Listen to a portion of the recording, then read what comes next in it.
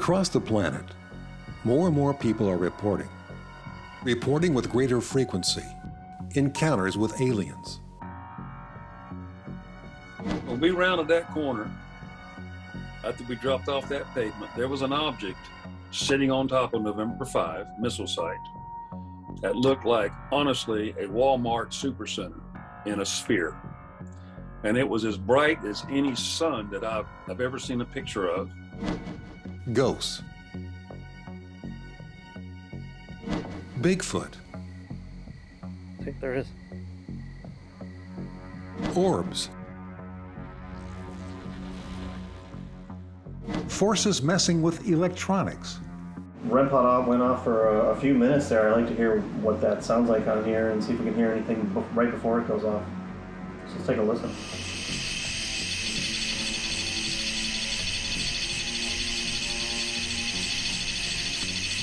Wow. It's like really going really fast. It's banging away. It almost sounds like the bugs that are out there just going. Wow. Now we could see the lights flickering, but we couldn't hear any of this. Mm-hmm. Life-changing paranormal events.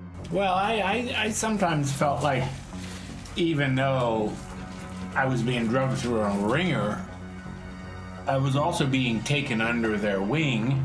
Right. And so, okay, come along if you dare. Yeah. And a variety of psi phenomena. And you let go of your gear, I noticed. Nice. A voice told him to. Yeah. Did it? Yeah. What did it sound like?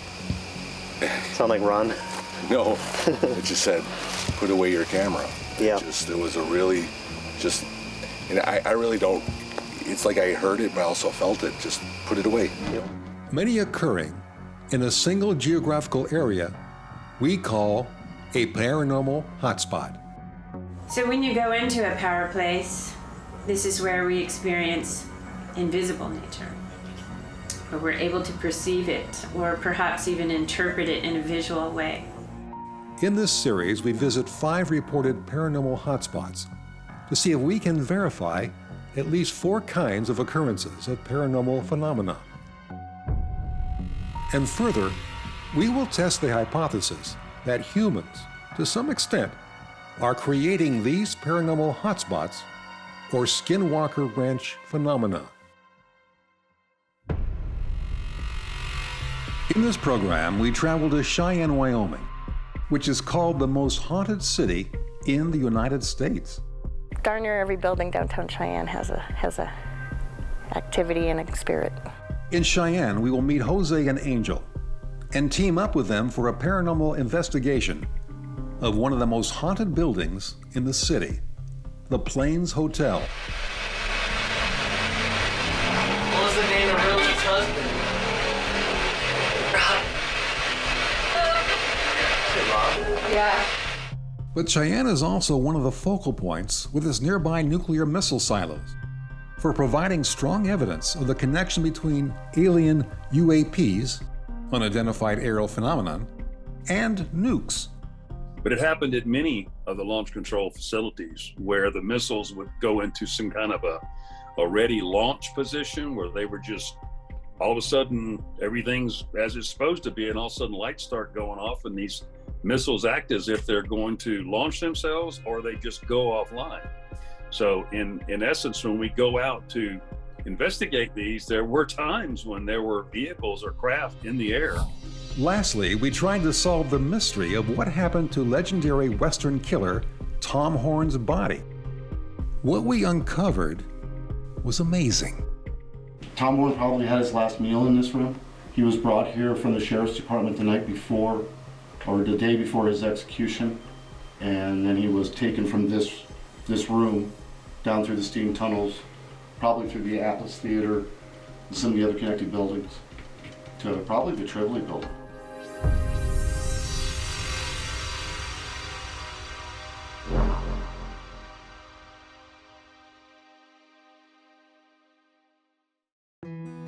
Our investigation into Cheyenne, Wyoming as a paranormal hotspot had an unusual beginning. Tom Horn was one of the most notorious of the Old West legendary figures. He was a psychopathic serial killer who reportedly was finally hanged in Cheyenne, Wyoming on November 20th, 1903, for the one murder he probably did not commit. One of the many mysteries surrounding his death is that his body is supposedly entombed in the Columbia Cemetery in Boulder, Colorado. On a chilly late winter day, our lead paranormal investigator, Alan McGargle, and his ghost hunting team of Anna and Jesse decided to see if they could locate Horn's grave. And once the grave was found, try out some new equipment and techniques to see if they could confirm Horn's presence in his presumed tomb. The cold, gloomy day set the right tone for our investigation. It took a while to find Horn's grave marker. As Alan unpacked his equipment, Anna decided to use the divining rods. Is there anyone named Tom Horn here?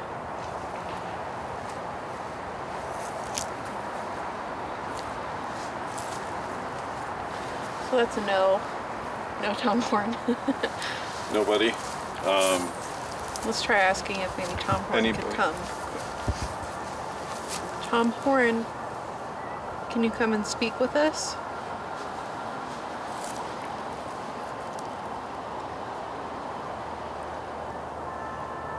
We wanted to ask you a few questions.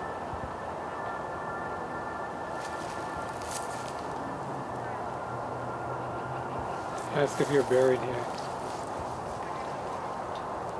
Tom, are you buried here? The crew got the first indication that Tom Horn might not be buried here. It's interesting. Does that make sense to you? He's really buried here, right? Like, it's not a question, right? Supposedly. Okay. At the same time, Jesse set up our REM pod, a device that detects invisible spirits if they pass through the electromagnetic field that the REM pod generates. Let that do its thing and calm down. Next, Alan turned on his spirit box to see if he could pick up any electronic voice phenomenon, EVPs, from the ghost of Tom Horn. Is Tom Horn here?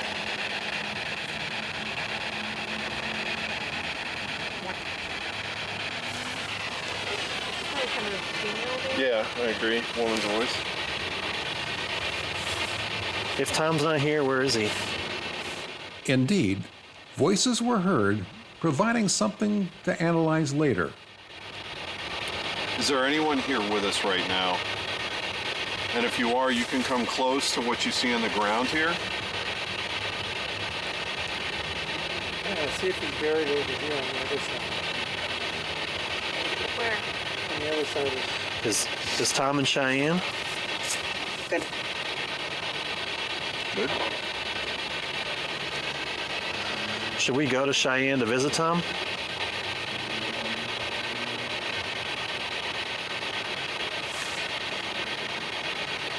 Should we stay away from Cheyenne? Nothing was happening with any of the other ghost hunting equipment, so the team decided to wrap it up and analyze the EVPs over the next week. One last look at Tom Horn's gravestone. At Alan's house, the team gathered to discuss the results of their investigation and decide what the next move should be. All right, so it's been about a week since we did our investigation, trying to make contact with Tom Horn here. Not a whole lot from the cemetery. We picked up a woman's voice faintly a few times, but here's one of the, it kind of happens underneath while you're talking, but here's one of the more clear versions of her voice. I can't quite tell what she says, but let's see what you guys think. All right. Tom, were you a good shot with your rifle?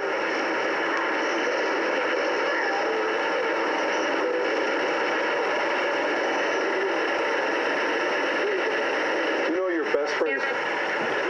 Okay.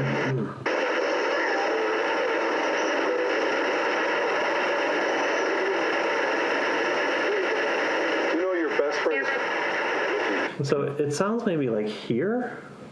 It's interesting. I'm not sure. Yeah, is it a response to the previous question I asked about the rifle, or is it something else. But it definitely sounds like a woman's voice to me. Not Tom Horn. That's I would say that's not Tom. I agree. So what do you think? What did you kind of pick up on while you were there with the dowsing rods? Well, I asked I tried communicating with Tom, but anytime I'd ask a question, it would go out for no, or, saying that Tom wasn't here. And I also felt like there might have been a woman around, which was confirmed by this voice that's coming through. So Okay, I don't good. think Tom was there. So what do you make of that? No, I think it's all very interesting, and some of the other background research we've done since then, the past week, I think it lends itself to the idea that Tom Horn is not buried there. Okay. So then, maybe we need to kind of dig in a little deeper on this. And, there's the museum in Cheyenne where he was hung. Maybe his burial's there, maybe his spirit's there. I know there's stories of people making contact with him. So I think maybe, let's give Ron a call and see what he thinks. But I think maybe we should go to Cheyenne and see what we can dig up there. In an interesting twist of fate, the mystery of Tom Horn's body pushed us in the direction of deciding to look at Cheyenne as a potential paranormal hotspot. Cheyenne, Wyoming, a mysterious enigma in the southeast edge of the most sparsely populated state in the nation. A western town whose history is steeped in cowboy lore. A cattle town known for its violent exploits of stone-cold gunfighters, lawless vigilantes, and lynchings. A hard-nosed, no-holds-barred railroad town replete with brothels and gambling dens. Cheyenne, Wyoming, the last of America's great Wild West frontier towns. In its early days, the town hosted many Western luminaries such as iconic gunfighter Wild Bill Hickok, lawman turned assassin Tom Horn, Indian scout Buffalo Bill Cody, sometimes lawman Bat Masterson, gambler Doc Holliday, and frontierswoman sharpshooter Calamity Jane. In the 20th century, Cheyenne became the rodeo capital of the world and home to F.E. Warren Air Force Base. Named in 1930 by President Herbert Hoover to honor Wyoming's first state governor, Francis E. Warren. After World War II, the base had grown from a simple flight training facility to a strategic Air Force base that is responsible for control of the nuclear ICBM missile sites east of the city. But Cheyenne's illustrious 21st century role as a prominent Air Force base and rodeo capital is at odds with its well-known ghostly reputation. Underneath its frontier lore, Cheyenne has a dark history of secret societies, including the Masons and the Knights of Pythias, unsolved murders and hangings, and even darker paranormal oddities beyond the scope of scientific understanding. Unlike the abandoned ghost towns of America's Wild West, Cheyenne today is a vibrant, living ghost town whose eerie history comes to life in the quaint theaters and commercial buildings of its picturesque downtown. It is said everybody has a ghost story to tell from the city center. We got a bunch of new books in, and I had a book that was the Encyclopedia of Witchcraft, and it was just laying open on the floor one morning after my coworker had vacuumed the night before. That's probably the weirdest thing that's ever happened to me here. Our manager actually doesn't believe that there's a ghost, and so the owner doesn't like us to say stuff like that. So if it's actually not good for my job stability if we talk about it. Back in the day, I used to volunteer next door for the melodramas and things. Yes, sir. And I had actually had an experience over there where we were getting ready to leave, and I had my back outside, standing there with two ladies. I was getting ready to back out the door, and I was looking back through the main doors onto the stage. Uh-huh. And there was a light that actually came on and cast across the stage, and there was no light that would do that. It was almost like somebody turned on a lamp. But all of the lights for the stage were all overhead. We didn't have anything. Hold on, guys, there's somebody down there. We went down there and double-checked, and I'm not one to believe or disbelieve. I really haven't any experiences, but that one. In order to learn more about the ghostly reputation of the city, we contacted Jill Pope, author of 3 books on Paranormal Cheyenne. She agreed to meet us at the haunted Atlas Theater that the cowboy just mentioned. And above all of these buildings downtown were housing, boarding rooms. Everybody lived above their businesses when Cheyenne was first established. It was kind of how it was. And so there's a lot of stories of things that happened. There was a murder in the Wrangler that I do have a newspaper clipping from upstairs. And there was a lot of girls in the night upstairs that stayed here on the 2nd level. You can go up there if you want. It's really cool. There's like a courtyard inside. It's very cool. Jill had arranged with one of the theater's tour leaders, Kelly Douglas, to take us on a rare upstairs tour of the building constructed in 1895. What we found was as ghostly and creepy as any old West abandoned mining town. From the mezzanine level, we were ushered to a door leading upstairs.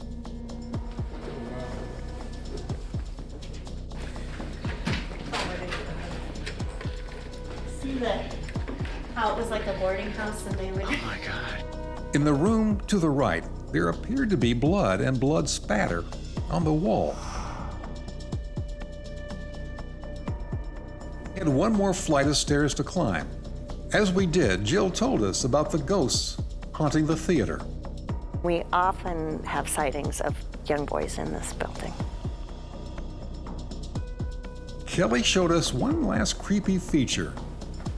So, regular closet, right? Yeah.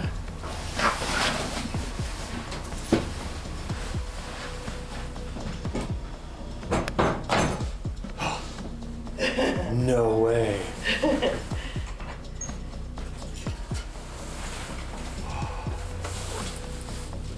Oh my gosh. So then you go, well, maybe there was just an outlaw who lived here. Yeah. Hid, you know? Hid his loot. Who knows? It's been hand drilled. It was really well done.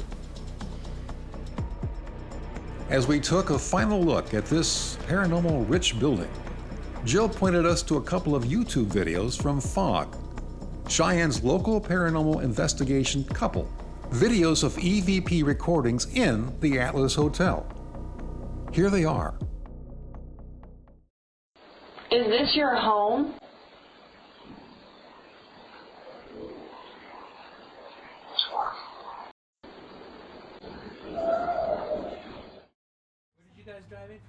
We reached out to FOG owners Angel Mondello and Jose Gonzalez, and they agreed to meet us to plan a joint paranormal investigation in one of Cheyenne's haunted buildings.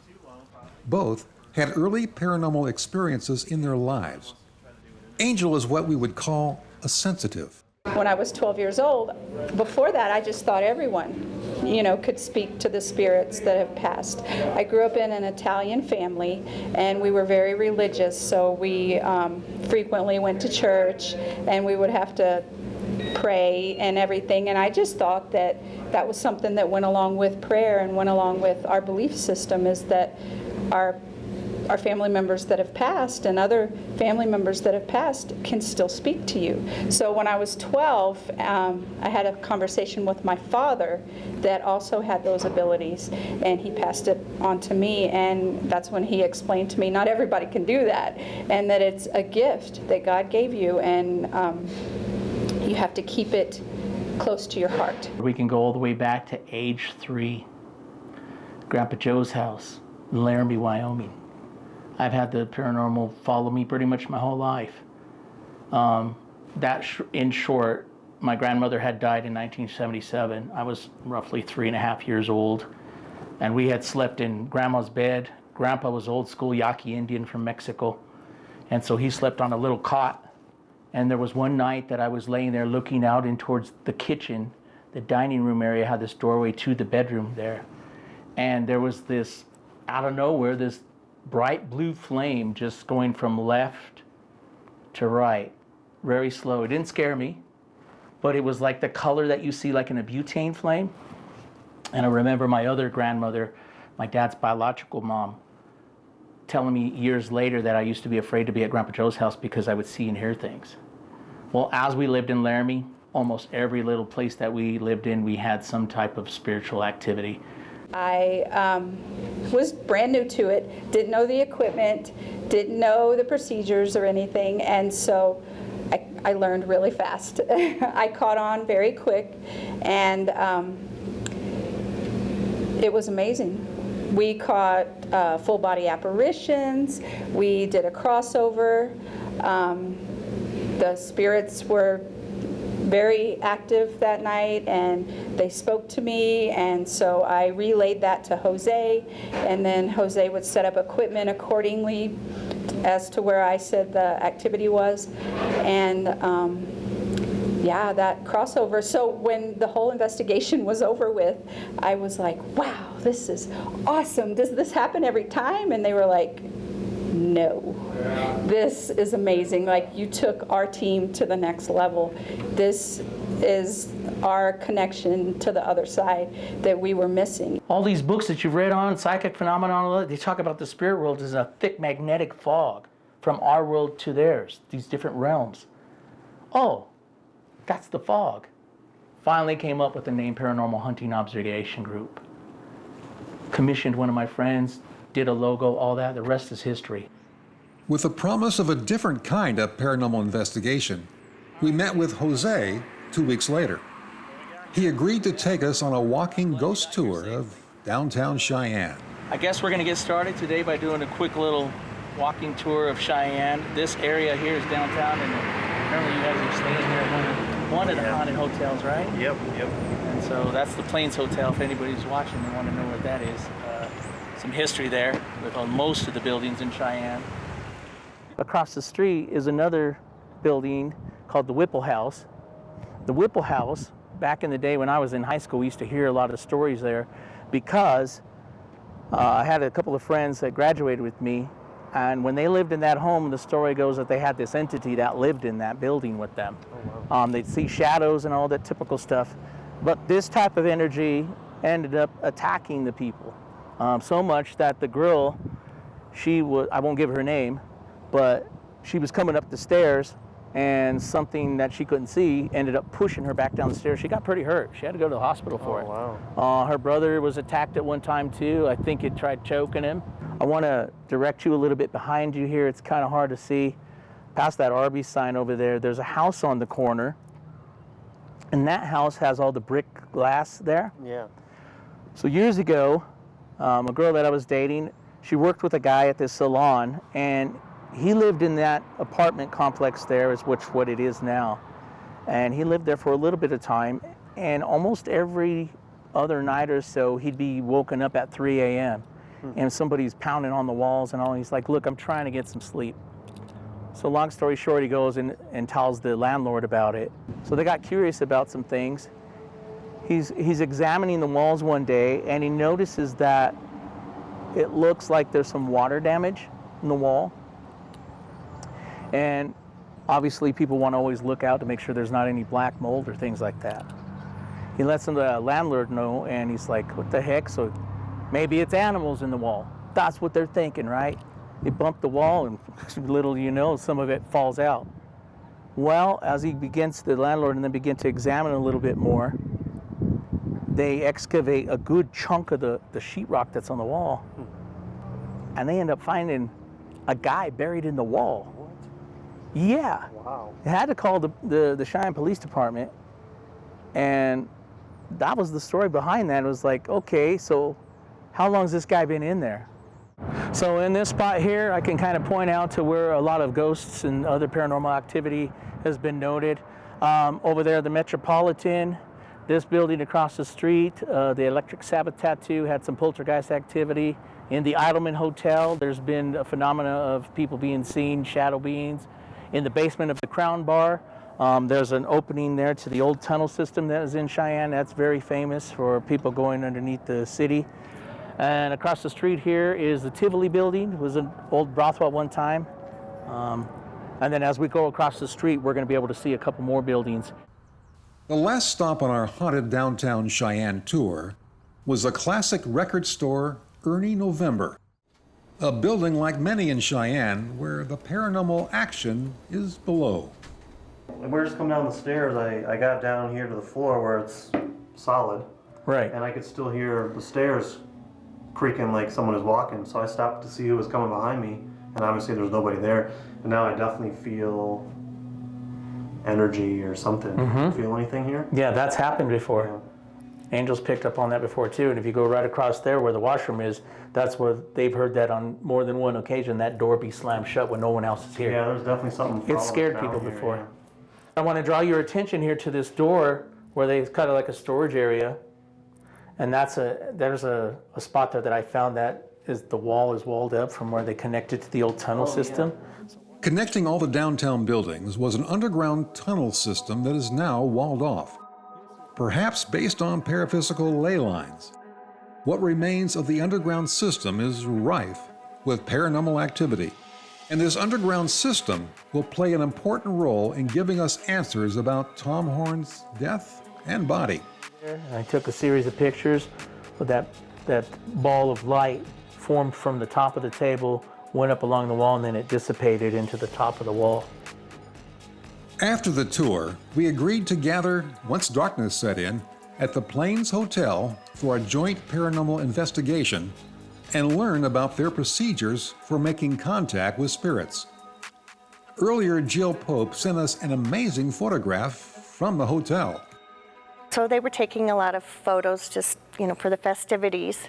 Well, when they started going through the photos after the event, they found this picture of this spirit mist above one of the lights. It's really in the form of a person. You can see the silhouette, the head, the shoulders, and the body form of a person above the lights. So with all the activity there, it seems to me that it's somebody that's lingering on at the Plains Hotel.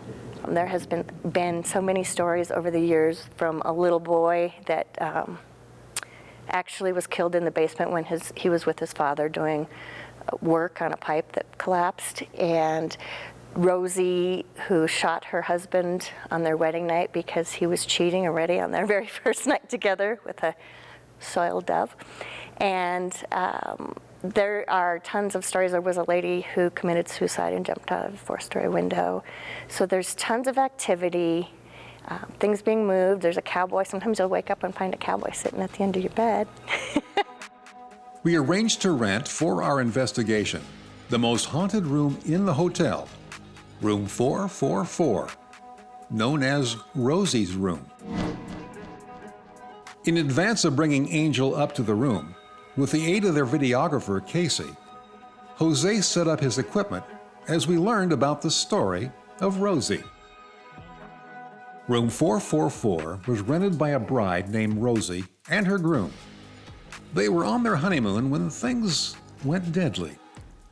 That evening, Rosie's new husband went down to the hotel lounge for a few drinks, where he met a prostitute. Rosie eventually went to find her husband and caught him heading upstairs with the other woman.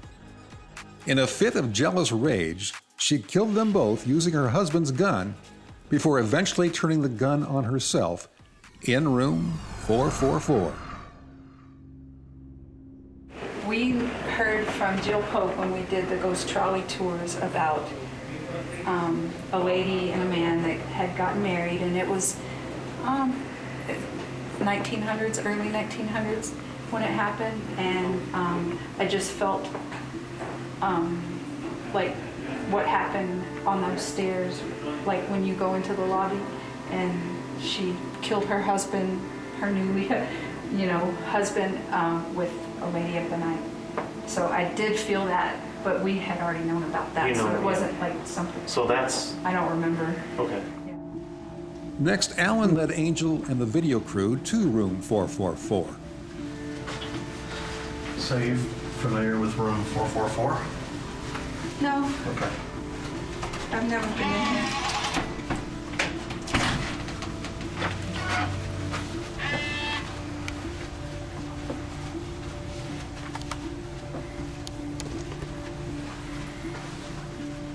I'm feeling like really jittery and really nervous, really scared. Room 444 is a 2-room suite. We moved from the bedroom to the living space, took some readings, and settled in. Everybody felt some form of paranormal energy. We warmed it up now. Oh, yeah, good. You're feeling hot? I felt like a surge of energy going right I from feel the it top come of my head. and go, come and go. Yeah, from like just the, like a. I got a headache from it. It was like That's what intense. got me earlier at that other building, but I don't feel That's anything. good, Alan. It That's was good. like it felt like it was going from my feet all the way out the top of my Yeah, head. yeah. Because that's what I was feeling. It I would couldn't come tell if it was and from then where I go. was sitting or it was just me. No. I feel like there's different layers, so I have to like work through the different layers to get to the different ones, and that's why I picked up on the residual energy first, because that's the constant loop, the playback, and that's a different frequency than if it was like an actual person trying to come across that has already passed. And then there are spirits that haven't crossed over yet. There's one coming across, his name is Michael. So religious provocation at this point, I'll use that. In the name of God, is there something that we can do or help you with? If this person's name is Michael, I won't talk to you directly, but you can go ahead and speak as you see the things in front of us, if you so choose. We're here out of respect. We're here to communicate and learn about the tragedies here that have occurred. And if there's anything else we can do to help you with. Next, Jose set up his spirit box to see if he could contact Michael or Rosie. What did it say? Rosie. What was the name of Rosie's husband? It was clear that Rosie said her husband's name was Rob. Here it is again. What was the name of Rosie's husband? Finally, Jose asked Alan to put his REM pod in the bathroom where he and Angel felt some foreboding presence. And then the strangest thing happened. Can you move closer and set off all the other lights? Interact. Yeah. I'm interacting now. Go ahead. Bring it back. Do it again. Hit green.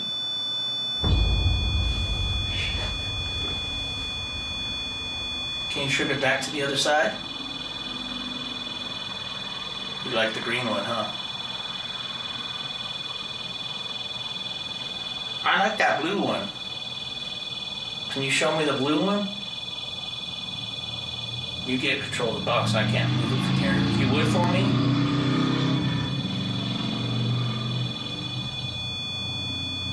Yeah, where the blue one is. No?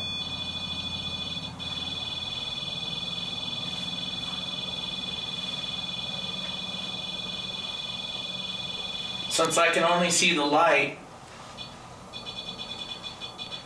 can you turn on blue if you can answer a yes? Can you turn your green one back on then for yes?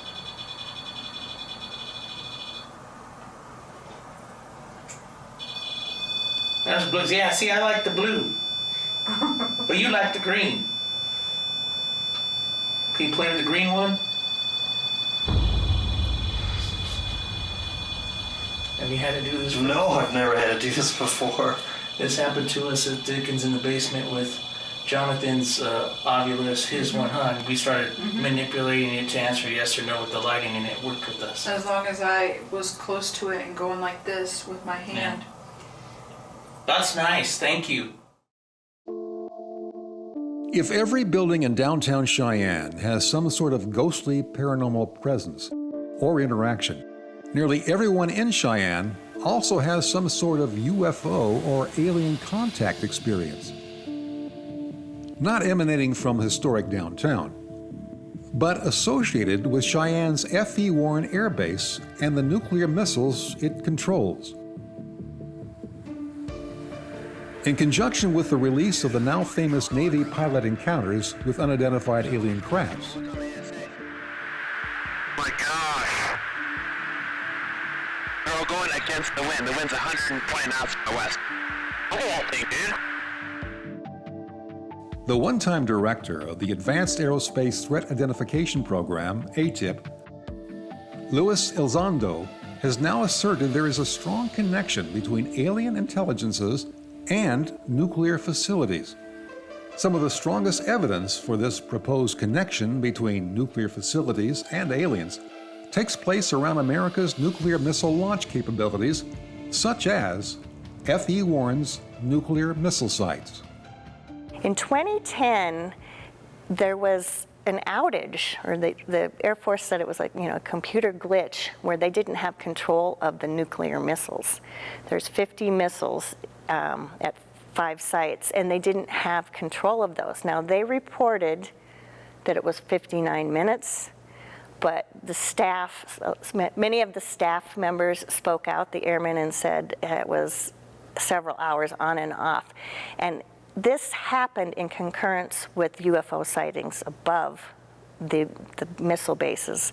And so a lot of people question as to whether UFOs were the cause of the outage. But it happened at many of the launch control facilities where the missiles would go into some kind of a ready launch position where they were just, all of a sudden, everything's as it's supposed to be, and all of a sudden lights start going off and these missiles act as if they're going to launch themselves, or they just go offline. So in essence, when we go out to investigate these, there were times when there were vehicles or craft in the air. I know there was at Ellsworth, and I heard rumors at F.E. Warren and Minot, North Dakota also, and at Maelstrom, of these objects that set this sequence of events off. And upon arrival of security response team personnel, they either left, hovered in the area, or did whatever they were going to do and just departed. And then the sequence or the normal operations of the facility was returned back to them. At present, there are 400 Minuteman III missiles operational on the Great Plains. These are based out of Maelstrom Air Force Base in Montana, Minot Air Force Base in North Dakota, and F.E. Warren Air Force Base in Wyoming. Mario Woods had his nuclear missile silo alien craft contact experience at the now deactivated missile complex controlled by Ellsworth Air Base, South Dakota. Now declassified, he can talk about it. There was an object sitting on top of November 5 missile site that looked like, honestly, a Walmart supercenter in a sphere. And it was as bright as any sun that I've ever seen a picture of. Had no hard edges, had no leading edges, had no right angles of any kind. Whatever it was covered in this gaseous envelope that just seemed to rotate around it. I mean, really, it looked honestly like a miniature sun sitting there. Oh, I was in like some kind of tunnel vision. And in this tunnel vision, I heard these voices, not verbally like we're talking right now. I heard these voices inside of me, like speaking through water, which is, it bothers me today, but I turned my head to my right, and I had on my beret. I remember that, I had on my beret. And when I turned my head to the right, I was looking like through tunnel vision because the light intensity had seemed to go down. The atmosphere returned to the truck somewhat, but not 100%. And I see these beings that are next, maybe 10 feet from my truck, approaching us. And I've got some drawings of them. And there's 2 smaller beings in front of the one that's taller behind him. The 2 smaller guys are about 3, maybe 4 feet. And they were of teal color, with large eyes, just as they normally say. I'd never seen them before, but I did that time. But the one behind them, he was between 5 and 6 feet. And he was a lot more menacing, and I was afraid of that. And I don't know why I wasn't afraid of the first 2. And I don't know where they came. I don't know how close they came to me, but Once I saw that vision, I looked straight ahead and I was afraid. I had my window up and I knew they were standing right beside that vehicle. We visited the missile field outside F.E. Warren. These are lonely, desolate places. For us, nothing unusual happened. But Jill Pope relayed a friend's experience out there. I know a surveyor had a really interesting story here in Cheyenne where he was surveying by Atlas B missile base and he saw something solid, so he shot his surveying equipment at it, and there was definitely something there. You know, it will bounce the lasers back.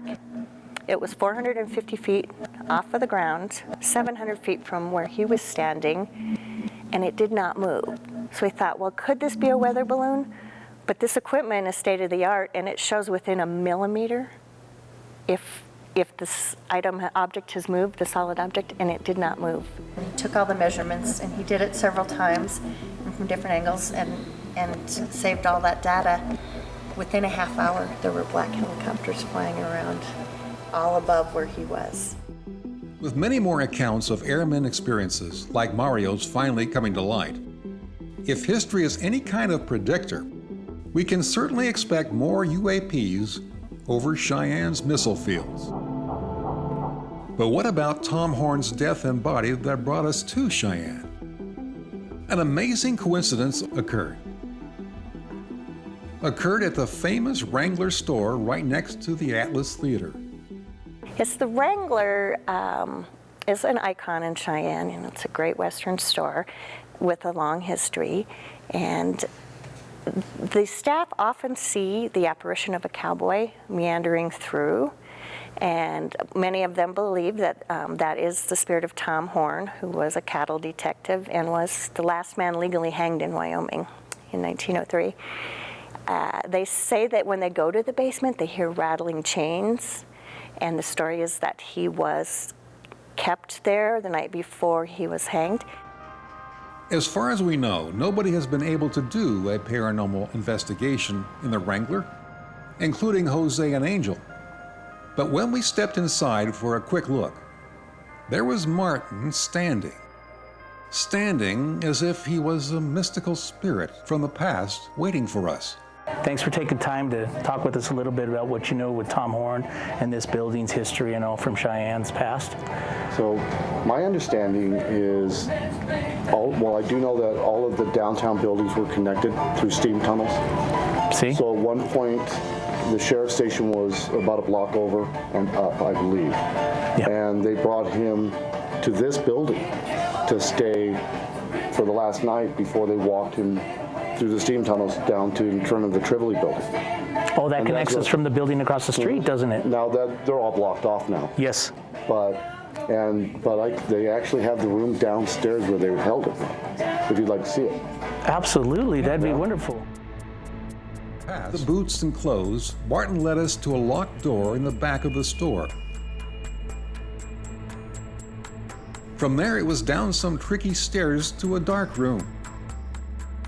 As we entered, we all felt a cold rush of energy. Perhaps the spirit of Tom Horn? Tom Horn probably had his last meal in this room.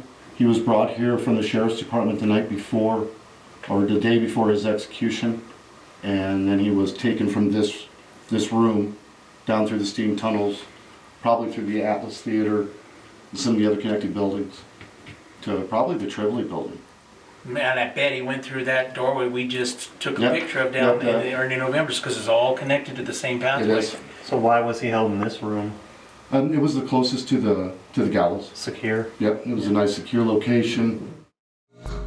So did the spirit of this cold-blooded killer, Tom Horn, lead us on our paranormal journey to Cheyenne? Did he find vindication by our presence for a murder he didn't commit? Perhaps. Is Cheyenne a true paranormal hotspot? If you're looking to experience ghosts and apparitions, there is probably no better place in the country than downtown Cheyenne. And we have a feeling that whatever is behind the UAP events in the missile field, whatever paranormal phenomenon that is, it is not done with the nukes. So, Keep your eyes on the sky when you travel here.